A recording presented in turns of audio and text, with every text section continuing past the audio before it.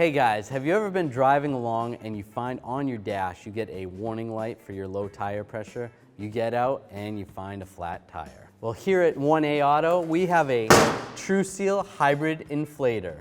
This inflator combines tire sealant, which is going to seal whatever is causing your tire to lose air, and an electric pneumatic air pump.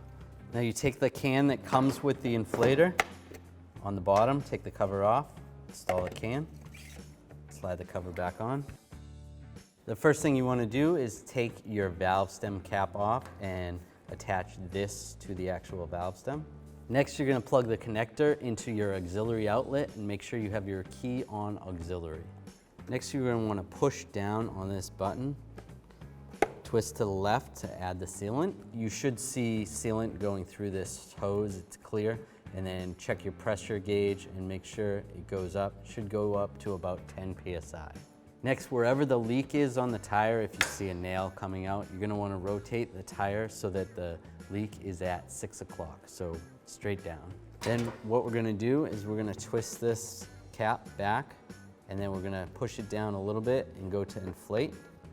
We're going to inflate the tire.